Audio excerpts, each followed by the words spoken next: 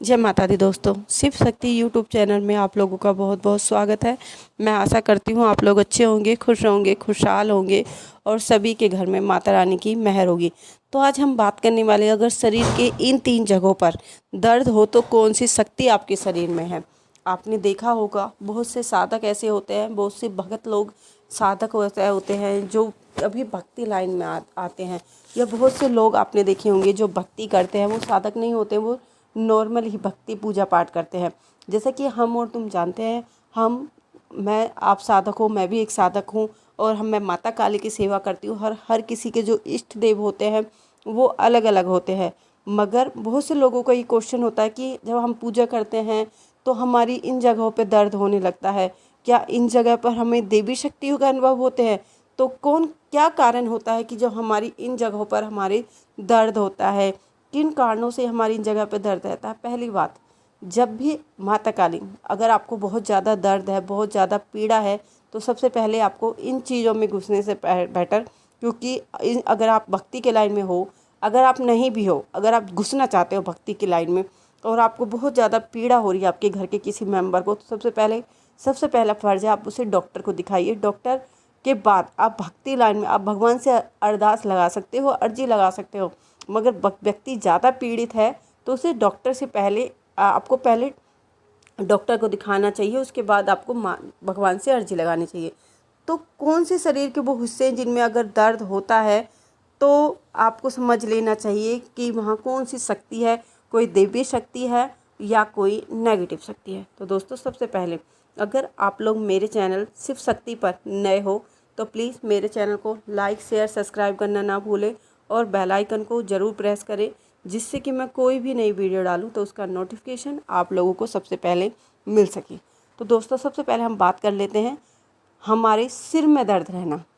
अगर आपके सिर में हल्का फुल्का दर्द है, अगर आपके सिर में हल्का फुल्का दर्द हो रहा है तो इसका मतलब है कि आप पूजा करने बैठे और आपके सिर में हल्का फुल्का चींटी सी चलना, हल्का फुल्का दर्द होना, चींटी सी काटना, सिर्फ हल्का फुल्का बोल सकते हैं आप, तो आपके ऊपर देवी शक्ति की कृपा है। आपके ऊपर देवी, जिस भी देवी की या जिस भी इष्ट देव की आप पूजा कर रहे हैं उनकी कृपा है, उनकी कृपा से ये जो हल्का फुल्का दर्द होता है ये उनकी कृपा से होता है। तो इसका सीधा तात्पर्य है कि आपके ऊपर कोई देवी शक्ति है, मगर आपके सिर में इतना भयंकर वाला दर्द हो रहा है कि आपको बर्दाश्त नहीं हो रहा है। आप जैसे ही पूजा में बैठते हो वो दर्द और ज़्यादा बढ़ जाता है कि आपसे बर्दाश्त से बाहर हो जाता है। तो इसमें कोई देवी शक्ति नहीं है, क्योंकि जब भी कोई देवी शक्ति आपके शरीर पर होती है तो वो आपको दुख नहीं देती है। ठीक है, पहली बात ये, वो थोड़े बहुत अनुभव आपको कराती है, भगत को कराती है जब उसके शरीर में आती है, मगर वो इतनी ज़्यादा पीड़ा आपको कभी नहीं देगी जिस भी आप इष्ट देव की पूजा कर रहे हो। तो इस बात का विशेष आपको ध्यान रखना चाहिए। अगर आपके सिर में लिमिट से ज़्यादा दर्द हो रहा है तो आपके शरीर पर, आपके सिर पर कोई नेगेटिव एनर्जी है, कोई नकारात्मक चीज़ है जो आपके शरीर पर है।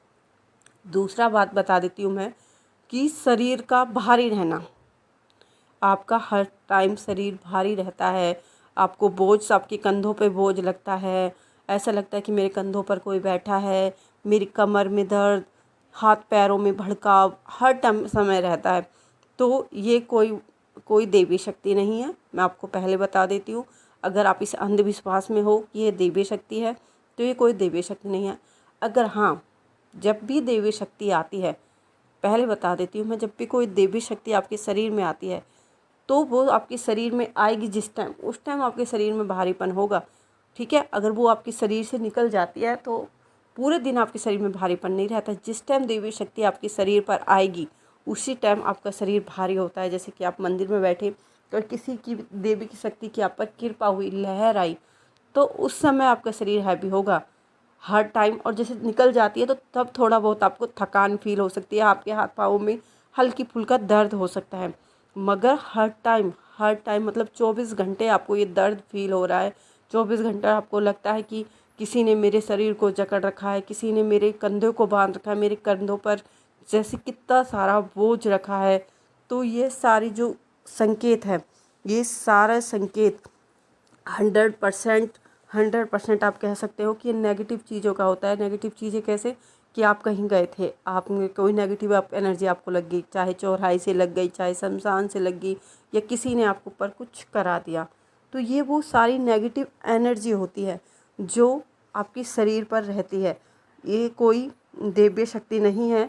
आप समझो कि ये कोई दिव्य शक्ति है और उनकी कृपा मेरे ऊपर हो रही है, तो ये कोई दिव्य शक्ति नहीं होती है। पहले आपको इस बात का विशेष ध्यान रखना चाहिए। हाँ, दिव्य शक्ति के इशारे ये हो सकते हैं कि जैसे आप पूजा करने बैठते हो, आपको रोंगटे खड़े होना, कंपन होना, हल्का फुल्का आपके शरीर में दर्द होना, तो वो देवी शक्ति की कृपा आप कह सकते हो। मगर लिमिट से ज़्यादा आपको दर्द रहना, कि वो दर्द आपसे सहनीय ना हो, तो वो देवी शक्ति की कृपा नहीं है आपके ऊपर। कोई नेगेटिव एनर्जी आपके ऊपर है। तो इन बातों का आपको विशेषकर ध्यान रखना है। तीसरा और अंतिम, वो जिस जगह दर्द रहता है वो है आपकी आँखों में भारीपन रहना।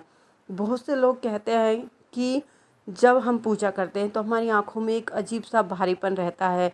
हम पहले बात तो आपको, अगर आपकी आँखों में भारीपन रहता है, चक्कर आते हैं, नींद आती है, तो आपको एक बार जाके डॉक्टरों को, क्योंकि जो आज का टाइम चल रहा है उसमें भाग दौड़ की ज़िंदगी में ये टेंशन वो टेंशन, इस चक्कर में हमारा जो क्या होता है, ध्यान इधर उधर लगा होता है, तो हमारा जो बीपी होता है वो या तो बढ़ जाता है, या घट जाता है, या लो हो जाता है, या हाई हो जाता है। इन कारणों से भी ये सब चीज़ें हो सकते हैं। अगर आपका बीपी की प्रॉब्लम नहीं है और जब भी आपके साथ ये सब कुछ हो रहा है कि आपको आंखें भारी हो रही हैं, नींदें आ रही हैं, बस जहाँ भी जाए लौट गए, ये सब चीज़ें, हर टाइम आंखें भारी रहना, उस पर वजन रहना कि इस पर कोई बैठा है, हल्का फुल्का अगर आपको एहसास होता है तो आपको एक बात का विशेष ध्यान रखना है। अगर हल्का फुल्का एहसास होता है तो वो देवी शक्ति का इशारा है। मगर इतना ज़्यादा कि 24 घंटे आपके साथ ये दिक्कत हो, तो यह कोई देवी शक्ति का इशारा नहीं है। इसका सीधा सा तात्पर्य है कि आपके ऊपर कोई नेगेटिव एनर्जी है, कोई नकारात्मक चीज़ है जो किसी ने आपके ऊपर करा दी है या आपको कहीं से लग गई है। तो दोस्तों, आज के लिए इतना ही। मैं उम्मीद करती हूँ जो जानकारी मैंने आपको दी है, अगर अच्छी लगी हो आपको, तो प्लीज़ हमारे चैनल को लाइक शेयर करना ना भूलें और हमारे साथ ऐसे ही जुड़े रहिए, क्योंकि जो शिव शक्ति चैनल है उस पर भक्ति से रिलेटिव बहुत सारी जानकारी मैंने आपको डाल रखी है और मैं रोज़ नई नई जानकारी आपके लिए लेके आती रहती हूँ, जिससे कि नए साधकों को सहायता मिल सके, उनकी मदद हो सके। तो बस आज के लिए इतना ही। हम मिलते हैं अपनी अगली वीडियो में। उस टाइम तक के लिए जय माता दी दोस्तों, जय माता दी।